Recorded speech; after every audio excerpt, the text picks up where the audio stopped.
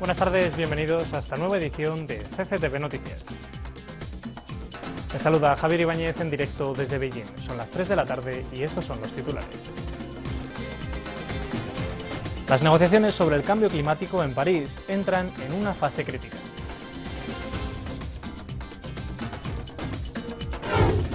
El ministro de Relaciones Exteriores de China, Wang Yi, asiste a la quinta reunión ministerial Corazón del Proceso Asia-Estambul en Estambul. Turquía realiza nuevos ataques aéreos en el norte de Irak.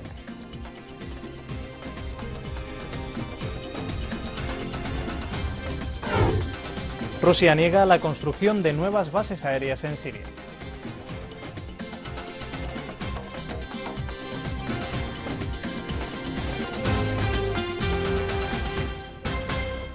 Buenas tardes, comenzamos esta edición hablando de las negociaciones sobre el cambio climático en París, las cuales se encuentran en un momento crítico. El ministro francés de Relaciones Exteriores y presidente de esta conferencia, Laurent Fabius, presentó el miércoles un nuevo borrador del acuerdo. La fecha límite para la presentación del documento final es el viernes. Una semana y media de negociaciones. El resultado, una versión menos exhaustiva pero aún conflictiva del acuerdo sobre el cambio climático. Los negociadores de 195 países siguen divididos sobre hasta dónde ir para limitar el aumento global de la temperatura. Más de 100 países en desarrollo apoyan el objetivo de 1,5 grados más después de 2020, mientras que los grandes contaminantes prefieren dejar la cifra en 2 grados, lo que les daría más margen para quemar combustibles fósiles. Hay opiniones diferentes sobre cómo pagar la factura. A pesar de las divisiones, el canciller francés Laurent Fabius cree que hay progresos tangibles. El nuevo texto, que incluye un acuerdo central y decisiones complementarias, tiene 29 páginas, muchas menos que la versión de 43 con la que se trabajó el sábado pasado. Los analistas creen que una versión más corta es un signo de que cada vez hay menos divergencias. El enviado especial de China, Xie Zhenhua, está de acuerdo con esto, pero cree que aún hay cuestiones por resolver. Hay 3 problemas a nivel ministerial por resolver: la diferencia, el capital y los recursos humanos. La solución a estos problemas depende del grado de compromiso de todos los países. Xie señala que la delegación china está estudiando el texto y que intentará alcanzar un acuerdo equilibrado que beneficie a todas las partes. Evaluaremos el borrador con los países del Grupo BASIC y consultaremos con el Grupo G77, así como con los países desarrollados. Esta noche también hablaremos con los grandes países desarrollados sobre las divergencias entre el norte y el sur. Estamos intentando contribuir al éxito de la conferencia.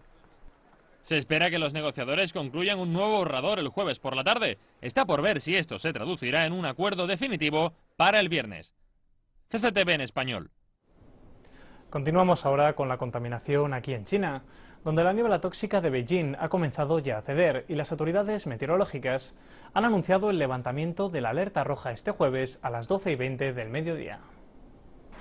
Esto se produjo 2 días después de que Beijing emitiera por primera vez una alerta roja, el nivel más alto en una escala de 4 colores para la contaminación. Sin embargo, la situación no es tan buena en su vecina provincia de Hebei, en la que este miércoles se emitió de nuevo una alerta naranja, la segunda más alta para sus partes centrales y meridionales. Las principales ciudades de la provincia, tales como Shijiazhuang, Baoding, Henshui, están incluidas. Esta es la segunda vez en un mes y medio que una alerta de estas características se ha emitido en la provincia. Las 2 ciudades de Xingtai y Dingzhou emitieron por primera vez en la historia el nivel de alerta más alto. La densa contaminación también se prolongó mucho más tiempo de lo esperado en Henan, Liaoning, Shaanxi y Shandong. CCTV en español. Cambiamos de asunto. El ministro de Relaciones Exteriores de China, Wang Yi, ha asistido a la quinta reunión ministerial Corazón del Proceso Asia-Estambul, la cual se celebra en Islamabad. Wang ha instado a una mayor cooperación en el proceso de paz en Afganistán y en los esfuerzos de reconstrucción. Esperamos que cada una de las partes participe activamente en la reconstrucción de Afganistán y ayude a este país a impulsar su economía lo antes posible, así como a mejorar el nivel de vida de la población. Esperamos que el gobierno afgano mantenga firmemente las conversaciones de paz con el grupo talibán. China, por su parte, continuará brindando asistencia en este tema. También esperamos que Estados Unidos, como una parte importante, juegue un papel positivo y constructivo en el proceso. Por supuesto, todo esto debe realizarse sobre la base y el respeto a la soberanía de Afganistán, así como a las aspiraciones de las partes involucradas. Wang Yi también instó a apoyar el desarrollo independiente de Afganistán, el proceso Corazón de Asia, que cuenta con 4 años de antigüedad, se centra principalmente en la paz, la seguridad y el desarrollo en el país. Al margen de la reunión, el ministro chino dialogó con el presidente afgano Ashraf Ghani. Wang Yi dijo que su país mantendrá su apoyo al proceso de paz en Afganistán y está listo para participar en su reconstrucción. Ghani agradeció el apoyo del gigante asiático y expresó los deseos de la nación para unirse a la propuesta china de la Franja y la Ruta. Además, expresó que Afganistán desea participar en el Banco Asiático de Inversión en Infraestructura liderado por China. Wang también conversó sobre las relaciones bilaterales con el primer ministro pakistaní Nawaz Sharif. Ambos coincidieron en que la visita del presidente chino a esa nación en abril llevó la relación de amistad y cooperación a un nuevo nivel. Ambos ministros reconocieron las altas expectativas que existen en relación al corredor económico China-Pakistán. CCTV en español. Hablamos ahora de economía. La demanda interna de China ha impulsado los precios del consumo a un nivel más alto en noviembre con respecto a hace un año. Sin embargo, el débil crecimiento en los precios de la producción demuestran que la fortaleza económica subyacente del país aún puede ser débil. La inflación al consumidor se recuperó ligeramente durante el mes de noviembre, con un aumento del IPC del 1,5% en el año, un poco más alto que la previsión del mercado. Sobre una base mensual, los precios de los alimentos subieron un 2,3% con respecto a la cifra del mismo mes el año pasado, mientras que los precios no alimenticios aumentaron un 1,1%. Sin embargo, los precios de producción se mantienen en una deflación permanente. El IPP de noviembre cayó de nuevo en casi un 6% como se esperaba, completando así el 45º mes consecutivo de descensos para este índice. Y los expertos consideran que el leve crecimiento del índice de precios al consumidor, el IPC en China, este que les comentábamos del 1,5%, es un nivel normal dentro de un rango ideal. Asimismo, afirman que esto es debido principalmente a la desaceleración económica y a la caída de los precios de las materias primas. Una lectura del IPC entre un 1 y un 2% es un nivel normal. Por otro lado, se trata de un rango ideal, ya que está en línea con el objetivo de regulación del gobierno, cómodamente por encima del crecimiento cero que separa a la inflación de la deflación. Los precios al consumidor están creciendo ligeramente o estamos enfrentando un crecimiento a la baja. La razón más importante es la desaceleración de la economía, con una leve demanda. El segundo factor es que los precios de los productos importados se están desmoronando. Hablamos a continuación del precio de las hortalizas en China, los cuales han experimentado un aumento en meses recientes. Sin embargo, los costes de la carne de cerdo se han estabilizado y los analistas descartan futuros incrementos, incluso frente a la inminencia de la llegada de una época en la que se suele cocinar más esta carne en el país asiático. Desde noviembre, los precios de las hortalizas en el mercado Xinfandi en Beijing han experimentado un importante incremento, especialmente a finales de mes. Los vendedores atribuyen esta tendencia a las condiciones meteorológicas desfavorables, tales como la lluvia, la nieve, la neblina y el smog. En los últimos meses, la luz solar disponible en el norte de China ha mermado en casi 2/3, lo que ha lastrado tanto la calidad como la cantidad de la producción agrícola. Los precios del pepino casi se han triplicado con respecto a principios de noviembre. Esto responde a la caída de la producción derivada del menor tiempo de exposición a la luz solar y al aumento de la demanda. Las condiciones meteorológicas también han tenido impacto sobre el transporte, lo que ha pesado sobre los suministros del mercado, al tiempo de elevar los precios. Esto contrasta con los costes de la carne de cerdo, que han terminado por estabilizarse tras sufrir un rápido crecimiento en meses pasados. Los agentes de la industria atribuyen la normalización a la disponibilidad de suministros. Los precios de la carne de cerdo se han estabilizado debido a la cantidad de suministros disponibles. Los analistas advierten, sin embargo, que frente a la llegada del solsticio de invierno, uno de los ciclos del calendario tradicional chino, los precios de la carne de cerdo podrían aumentar, debido a la costumbre de cocinar este producto. CCTV en español. Cambiamos de asunto. Corea del Sur y China han acordado implementar su acuerdo bilateral de comercio el próximo 20 de diciembre. El viceministro de Comercio de China, Wang Shouwen, y el embajador surcoreano en Beijing, Kim Jang-soo, confirmaron la fecha tras una reunión. China y Corea del Sur eliminarán los aranceles sobre más del 90% de los bienes que comercian en un máximo de 20 años tras la implementación. Seúl espera que el comercio bilateral con Beijing impulse su PIB real en casi un punto porcentual y cree 53.800 puestos de trabajo, al tiempo que ahorra a los consumidores casi 15.000 millones de dólares. El acuerdo se firmó el mes de junio tras 3 años de negociación. Cerramos aquí este primer bloque de información nacional y a continuación repasamos los titulares internacionales del día.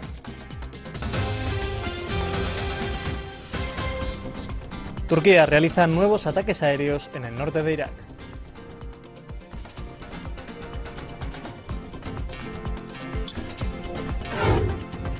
Rusia niega que vaya a construir nuevas bases aéreas en Siria. Comenzamos este segundo bloque en Irak, ya que aviones de combate turcos han llevado a cabo una serie de ataques nocturnos contra los rebeldes kurdos en el norte del país. El miércoles el ejército turco afirmó que las misiones han destruido objetivos del Partido de los Trabajadores del Kurdistán en varias regiones, incluyendo entre ellas la principal bastión en la montaña de Kandil. Los ataques llegan en medio de altas tensiones por el despliegue de tropas turcas en el norte de Irak. Ankara informó el martes que ha suspendido el despliegue de tropas adicionales cerca de Mosul, pero se negó a obedecer el plazo de 48 horas impuesto por Irak para retirar los efectivos que ya se encuentran en la región. Después de vencerse la fecha prevista, el primer ministro iraquí, Haider al-Abadi, emitió una declaración señalando que la OTAN debe emplear su autoridad para que Turquía retire a sus soldados inmediatamente. Abadi destacó que sostuvo conversaciones telefónicas con el secretario general de la OTAN, Jens Stoltenberg. Abadi calificó el despliegue como una violación a la soberanía de Irak. Por su parte, el enviado de Estados Unidos para la coalición global indicó el miércoles que la decisión de Turquía no forma parte de los esfuerzos de la coalición en su lucha contra Estado Islámico. Primeramente, es muy importante señalar que esta decisión de Turquía no forma parte de los esfuerzos de la coalición con Irak. Turquía es un miembro de la coalición, pero cada país, cada miembro de la coalición también hace cosas según su criterio y bajo intereses que no están bajo el marco de la coalición, por lo que es importante destacar que este despliegue de Turquía no forma parte de la coalición. El despliegue de tropas turcas se espera sea el centro de las conversaciones durante la visita a Ankara del presidente Kurdistán iraquí Masoud Barzani, quien llegó a Turquía el miércoles y tiene programado sostener diálogos con el presidente turco Tayyip Erdogan y el primer ministro Ahmet Davutoglu durante su recorrido de 2 días. CCTV en español. Ante esta situación, China ha realizado un llamado a mejorar la coordinación y el diálogo entre Turquía e Irak. La portavoz de la Cancillería china, Hua Chunying, ha afirmado que Beijing está siguiendo de cerca los acontecimientos y que la soberanía e integridad territorial de Irak deben ser respetadas. China asimismo solicita que las relaciones de Estado-Estado cumplan con la Carta de las Naciones Unidas y con las normas básicas de las relaciones internacionales.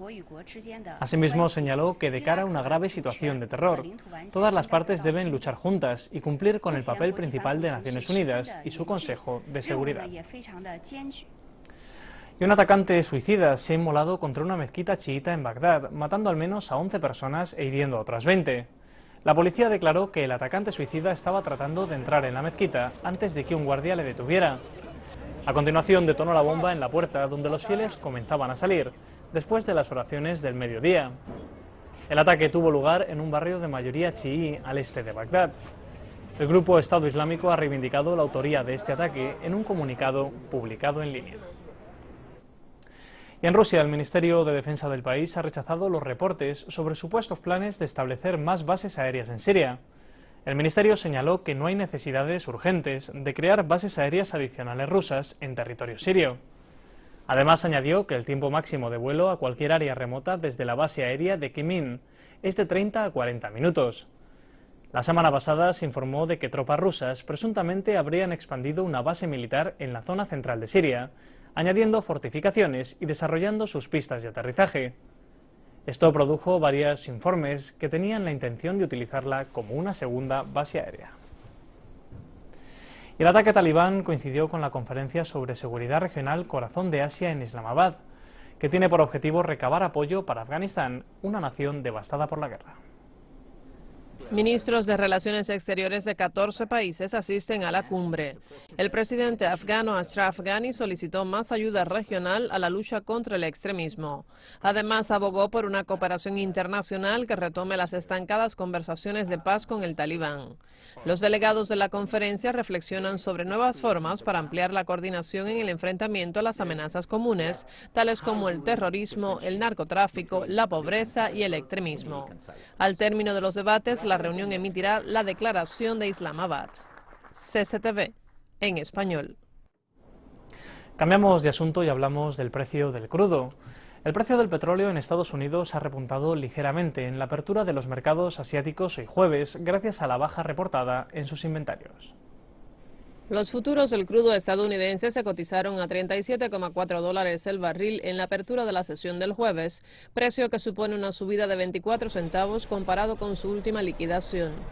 De acuerdo con la Administración de Información de Energía de Estados Unidos, los inventarios del oro negro disminuyeron en 3.600.000 barriles en la primera semana del presente mes, cotejado con la expectativa de un incremento de 252.000 barriles. Esta es la primera vez que los inventarios del crudo caen tras 10 semanas seguidas al alza. También influyó en la merma el descenso comportado en la producción de petróleo en Estados Unidos. Sin embargo, los analistas alertan que los mercados energéticos siguen siendo vulnerables, teniendo en cuenta que los países miembros de la OPEP se niegan a recortar la producción para defender el precio. Apuntan también que la sobredemanda y el crudo barato continúan dominando el mercado. Hoy vimos un ligero repunte en el crudo y se debió a la merma en el inventario. El problema es que la cantidad destilada, la cantidad más cercana, la cantidad que está más cercana al consumidor, registró un alza del doble de lo que se había anticipado y esto una vez más reavivó el temor del consumidor, la tibia demanda del consumidor. En la eurozona, los datos del gobierno alemán arrojan que las exportaciones e importaciones del país cayeron más de lo esperado durante el mes de octubre. El volumen de las mismas bajó un 1,2%, ajustado por factores estacionales. Esto representa más del doble de lo esperado por los analistas. El Buró Federal de Estadísticas informó el miércoles que las importaciones retrocedieron un 3,4%, la mayor caída mensual desde abril de 2012. Sin embargo, los expertos indican que esta caída no implica gran preocupación porque refleja los bajos precios en las importaciones de suministros energéticos. Aún así, los datos contradicen otros indicadores que muestran un prometedor sector industrial en el país. Los economistas tienen distintos criterios. Algunos aseveran que la caída forma parte de una tendencia al declive, mientras que otros destacan que las cifras de octubre fueron afectadas por los sólidos datos de septiembre. CCTV en español. Cerramos aquí este segundo bloque de información internacional y a continuación repasamos los titulares culturales de la jornada.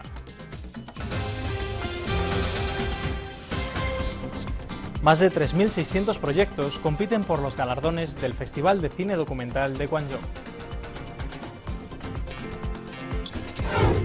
La compañía de teatro popular de Beijing homenajea a uno de sus miembros fundadores con la obra clásica Casa de Té. Tiempo ya para la cultura. El Festival Internacional de Cine Documental de Guangzhou ya ha dado comienzo y este año contemplará la proyección de más de 3.600 documentales, una cifra récord en la historia de este certamen. Entre estas cintas se cuenta con un documental británico que habla sobre 6 supervivientes del Titanic. Lo vemos. El Festival Internacional de Cine Documental de Guangzhou es uno de los mayores encuentros de su tipo en China. Este año, el número de proyectos en competencia ha alcanzado un récord histórico. La edición de este año ha atraído a directores y productores de 88 países y regiones y reúne más de 3.600 documentales, el mayor número en la historia del festival. Varios de los proyectos abordan una temática china, tanto actual como histórica. El director británico Arthur Jones presenta el documental The Six, el primero que retrata a los 6 sobrevivientes chinos de la catástrofe del Titanic.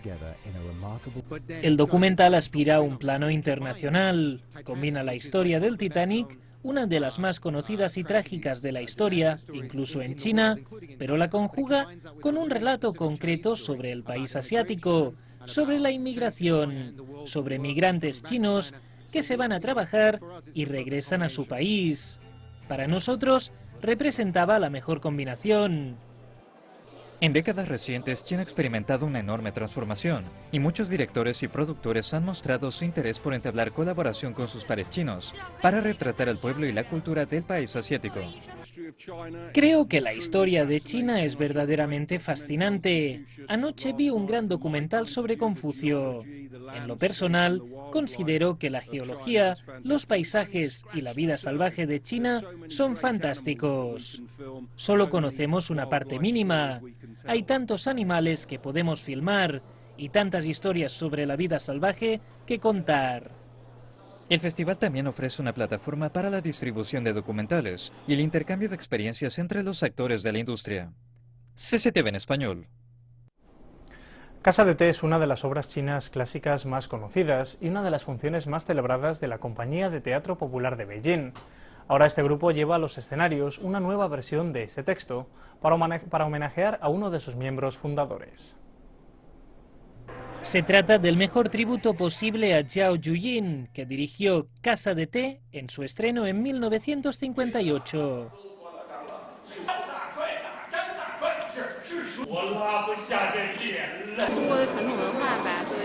Como china y como pequinesa, creo que debería aprender más sobre la cultura de Beijing y la cultura tradicional china.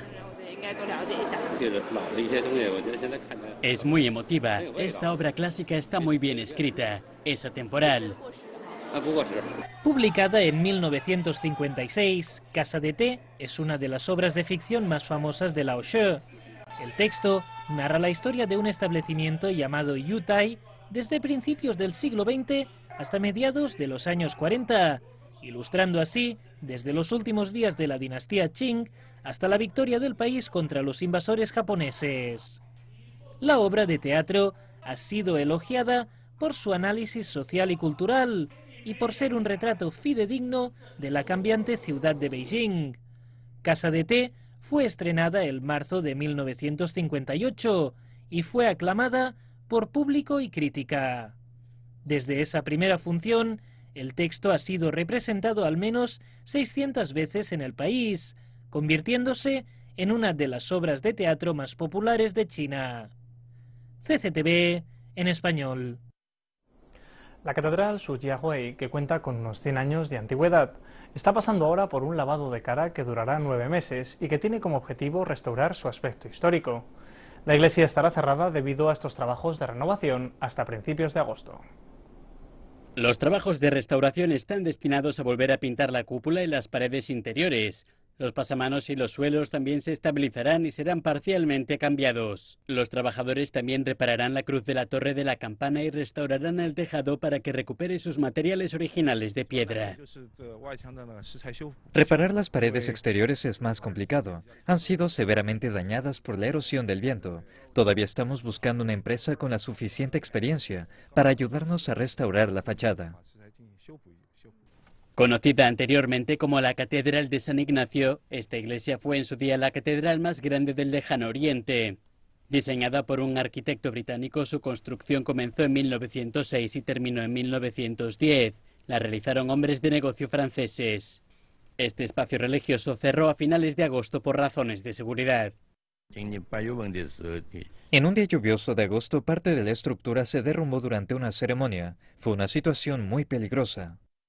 La gerencia de la catedral también declaró que restauraría las áreas dañadas de los cristales tintados que actualmente están recubiertos. La catedral ocupa unos 6.600 metros cuadrados y fue renovada por última vez en 1991. CCTV en español. También en Shanghái, la ciudad ha querido homenajear al arquitecto húngaro László Hideg, que durante la década de los años 30 colaboró en la construcción de más de 60 edificios.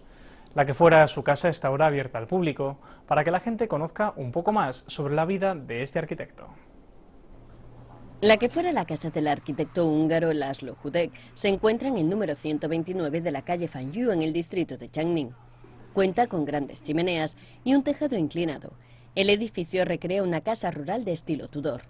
En 1931, Hudek y su familia se mudaron a esta casa y vivieron en ella durante el periodo más activo de la carrera del arquitecto. Con motivo de la celebración del mes cultural sobre la arquitectura de Hudek, se ha abierto al público su antigua casa, y es que lo que solía ser su estudio y dormitorio han sido transformados en un museo. Este armario servía para guardar sus dibujos. Podemos ver una estatua de Wang Jing dentro del mismo. Hay muchas estatuas de Wang Jing en la casa de Hudek. En el diseño también se pueden ver algunos elementos culturales occidentales. Los visitantes han quedado impresionados por la casa museo. He venido desde el distrito de Yangpu. Aquí se pueden ver antiguos edificios de Shanghái y también construcciones modernas. Puedo ver el futuro desarrollo de la ciudad.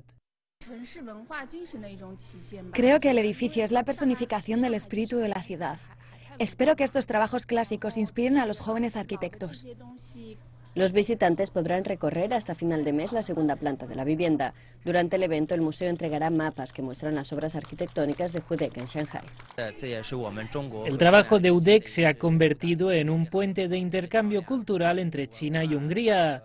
Espero que más gente pueda disfrutar de su trabajo gracias a esta iniciativa. Entre 1918 y 1947, Hudek diseñó más de 60 edificios en diferentes puntos de la ciudad, incluidos el Park Hotel y el Gran Teatro. 25 de sus trabajos forman parte de la lista de patrimonio de la ciudad, que está formada por 1000 lugares que cuentan con protección municipal. El museo celebrará este evento cada mes de diciembre. CCTV en español. Con este recuerdo a la figura de László Hudek, terminamos esta edición de CCTV Noticias. En nombre de todo el equipo les agradecemos su sintonía y les recordamos que a las 4 de la tarde, hora de Beijing, estaremos de vuelta con más información. Hasta la próxima.